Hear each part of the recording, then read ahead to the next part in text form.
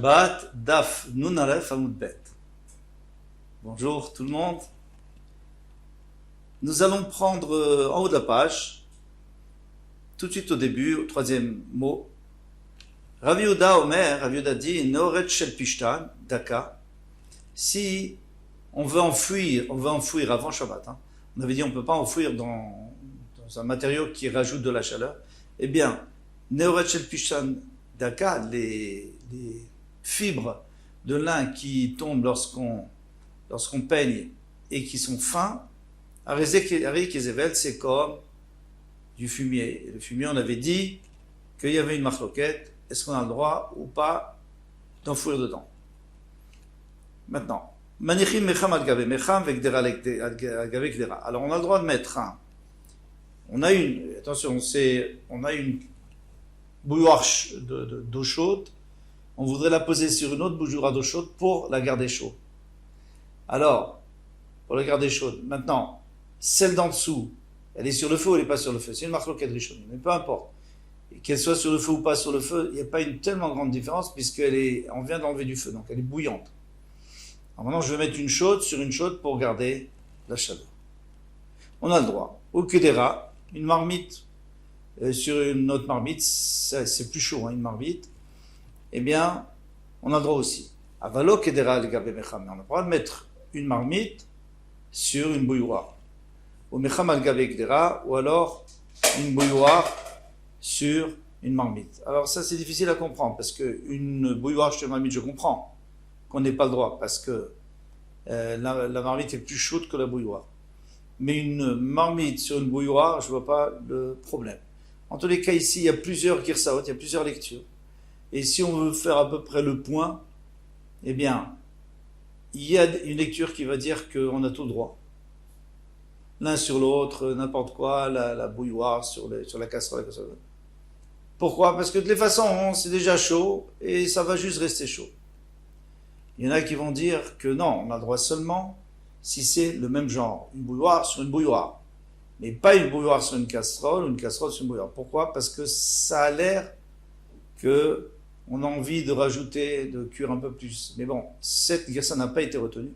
La guersa la plus simple, c'est qu'on a le droit, on a tout le droit sauf une bouilloire sur une casserole. Parce qu'une bouilloire sur la casserole, c'est sûr que ça va rajouter de la chaleur et c'est niré qui vachel, ça donne l'impression qu'on est en train de cuire. Maintenant, autre chose, on a le droit vetach et pia bebatsek. On a le droit, alors on avait de la pâte d'avant Shabbat, elle n'est pas mouxée parce qu'on peut la donner aux animaux, eh bien, on a le droit d'en prendre pour fermer le couvercle qui est pas hermétique, pour pas que l'eau s'évapore.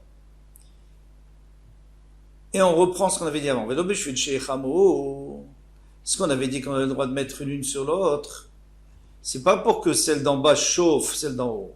Et la bishvil shiyu mishumarim, c'est pour qu'elle reste chaude. Parce que si celle d'en haut est froide, alors c'est sûr qu'on n'a pas le droit de la mettre sur celle d'en bas, il n'y a pas de problème. Shem shen tom mimetachami, de la même manière qu'on n'a pas le droit d'enfouir de l'eau chaude, kachen tom mimetachsomen. Alors c'est un autre din, ça.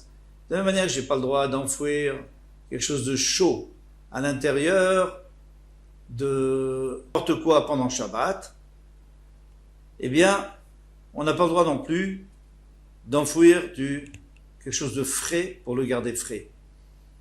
Dans des couvertures, par exemple, on mettrait de l'eau fraîche pour qu'elle reste fraîche à cause du soleil. Tout simplement parce qu'on a peur qu'après, si on lui permet, il va aussi mettre du chaud et ça, on n'a pas le droit. Rabbi a permis, il a admis Tatsonen, d'enfouir quelque chose de froid pour le garder froid.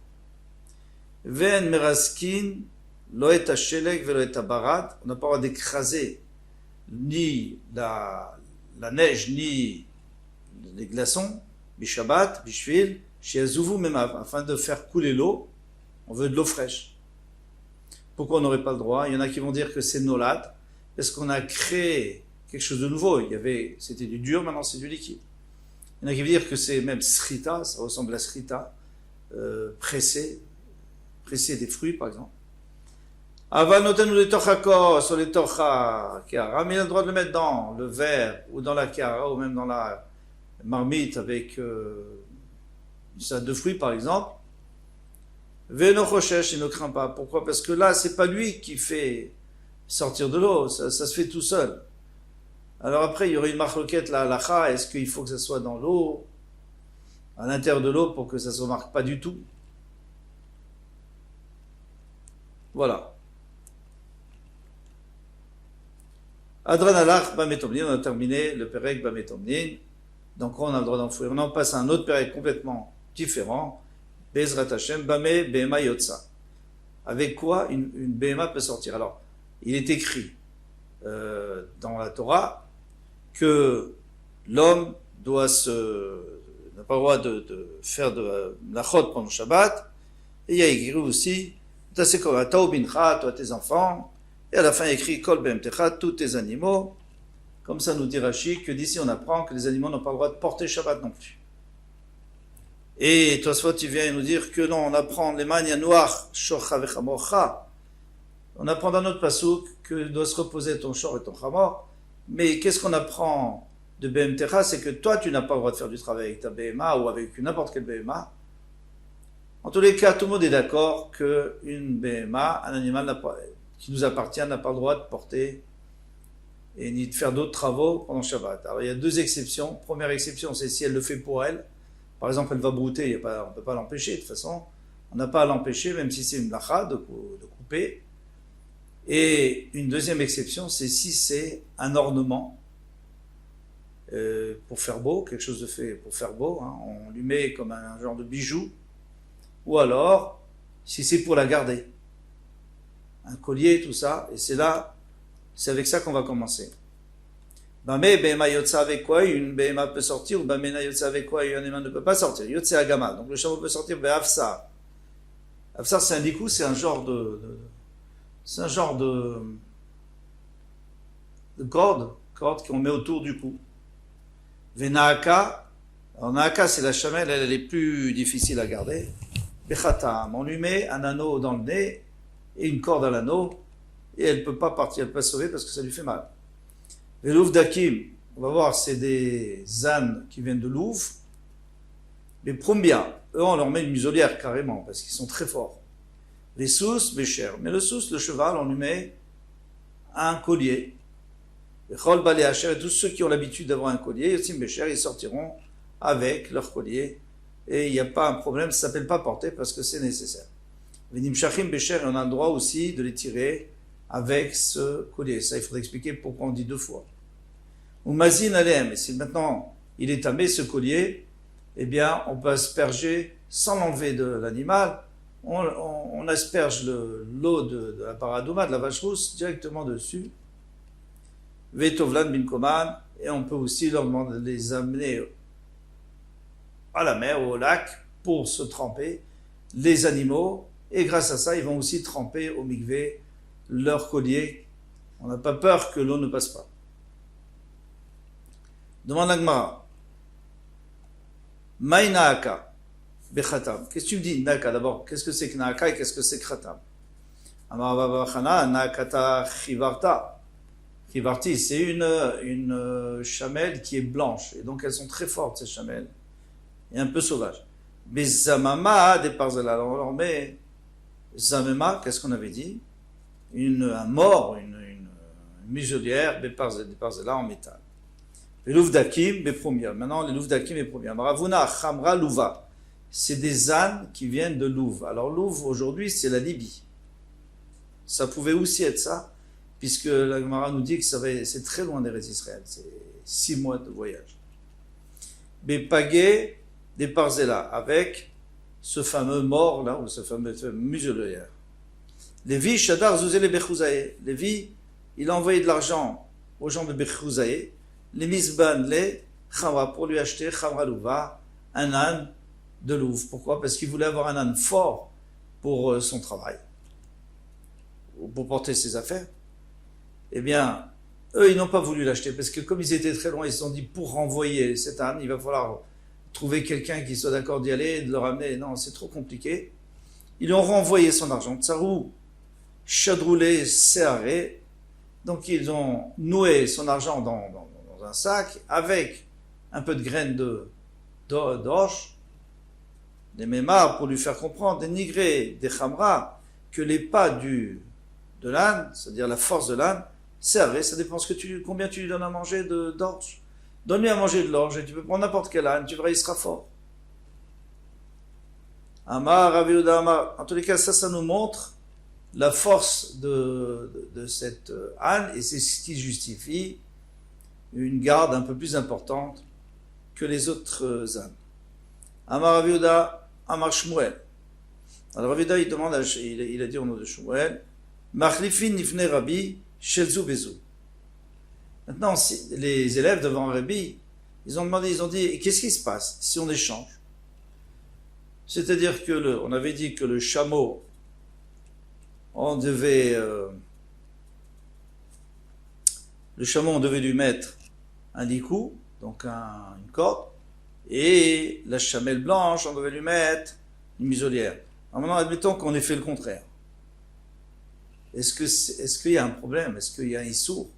Est-ce que si alors on va voir, la Gemara va nous dire, Naaka be'afsar, si on a mis un likou à la Naaka, l'otiba elach, eh bien, et il n'y a pas de question. C'est sûr que c'est assour. Elle ne peut pas porter. Pourquoi? Dès qu'elle va délomitérabé, puisque ça ne va pas la garder, c'est pas assez solide. Masayu, ça s'appelle une charge.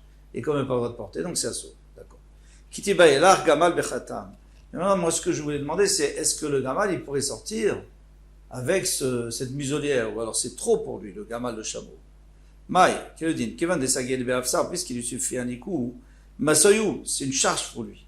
Ou peut-être Tiruta et Tireta, ou peut-être que une garde supplémentaire ou exagérée. L'homme Rinaï Masoyou, on ne dit pas que c'est une charge. Et alors quoi? Tant mieux, alors il sera mieux gardé.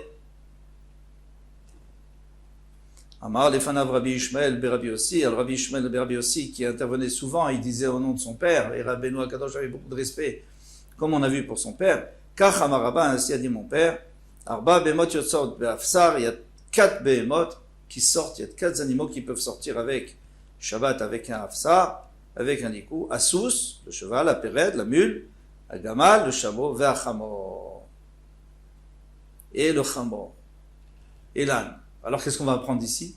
Qu'ils doivent sortir avec ça, mais pas avec plus. Les Maotemaï, qu'est-ce que ça vient de nous exclure? Quand il nous a dit qu'avec ça, Lav les Maoté Gamal Bechatam, n'est-ce pas? C'est pour nous exclure qu'un Gamal, un chameau ne peut pas sortir avec un anneau autour du nez. Il dit non, les Maoté, Naaka Beafsa. Pourquoi il nous a dit 4? Parce qu'il voulait dire que c'est 4, mais il n'y a pas un 5e, c'est qui? C'est la chamelle. La chamelle ne peut pas sortir avec ce Hafsar, avec ce likou, parce que ça ne lui suffit pas. Mais bon, on n'a pas répondu à notre question. Mais Matnita, Tana. Donc dans la Braïta, on a dit, Louvdakim, Vegamal, Yosim, Beafsar, que les Louvdakim, donc les ânes de Louvre et le Gamal, ils peuvent sortir seulement avec Hafsar. Donc d'ici on déduit qu'il ne faut pas rajouter de la shmira, de la garde, sinon ça s'appelle porter, donc on ne peut pas le faire sortir avec une muselière.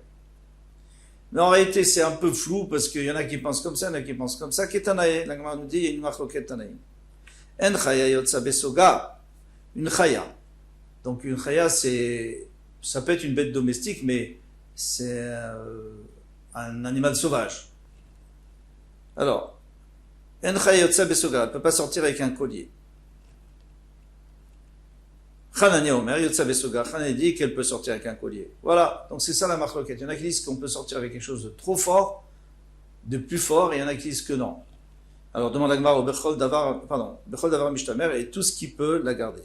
Mais Mayaskin, de quoi s'agit-il? Il est ma si tu me dis que c'est une grande bête, par exemple un ours, eh bien, Mi Sagele Besogar, est-ce que ça suffit Sogar? C'est sûr qu'il ne peut pas sortir avec ce collier parce que de toute façon ça s'appelle porter, ça ne sert à rien. Il va l'arracher. Et là, Bechayektana, maintenant si tu me dis que c'est une toute petite bête, par exemple une belette, Milosagela Sogar, est-ce que ça lui suffit? Bien sûr que ça lui suffit. Alors pourquoi est-ce que le Tanakama il dit que c'est pas bon? C'est très bien. Et là, Fratoun, on parle d'un chat, Ikabenayu. C'est ça la différence. C'est là où ils sont en marloquette. On parle d'un chat. Tanakama, savoir qu'il va desagele bemitna, puisqu'il lui suffit une cordelette, tu n'as même pas besoin de ce collier. Il suffit de lui mettre une petite cordelette et il va pas loin. Un chat, il reste avec son propriétaire. Masoyou, donc maintenant ça s'appelle une charge. Vechanania savoir quand les turuta et terata, Et Hanania pense que si on veut rajouter sur sa garde et faire une meilleure garde exagérée, l'homme, on ne dit pas que c'est une charge. Amar Ravuna, Bachia, Amar Shmuel, Alacha Kechanania. Eh bien, Ravuna, Bachia, on est Shmuel, il dit qu'Alacha Kechanania, que on n'est pas obligé de faire attention exactement à ce dont il a besoin. Si on met un peu plus, tant mieux. Lévi, Bédré de Ravuna. Lévi, le fils de Ravuna Bachia. Alors, Ravuna Bachia, on vient de le voir, qui a dit que c'est Alacha comme Hanania. Alors, son fils Lévi, Rabba Baravuna, il y avait aussi Rabba Baravuna. Avec Azle et Beucha, ils étaient en voyage. Et ils étaient chacun sur un âne. Kadme Chamra de Lévi. L'âne de Lévi a devancé les Chamra de Rabba Baravuna, l'âne de Rabba Baravuna. Et ça se fait pas. Pourquoi? Parce que Rabba Baravuna était plus grand. Donc normalement, Lévi devait rester derrière. Chalash Daate de Rabba Baravuna. Rabba Baravuna, il était peiné. Il s'est dit, il n'y a plus de respect aujourd'hui pour les personnes plus importantes. Amar, alors il s'est dit Lévi, Emale Milta. Je vais dire quelque chose qui est ri. Alors on tourne la page. Qui est ri de Itutaf. Daate, afin d'apaiser son esprit. Pour lui montrer que c'est pas moi, c'est le cheval, c'est l'âne qui est allé plus vite. Moi, je voulais pas. Amarlé, il lui a dit, un âne qui a une mauvaise conduite, comme le mien, entre parenthèses, entre guillemets, qui est gonzé, comme celui-là. Maou la tsebepombeya beshabat. Eh bien, quel est le din? Est-ce qu'il peut sortir avec une muselière? Normalement, on avait dit qu'il fallait un likou. Amarlé, il a dit, Achi Amaravouch, mais justement, ton père avait dit, Mishmé de Shmuel, Alacha Kechanania, Alacha comme Hanania, qu'il n'y a pas de problème.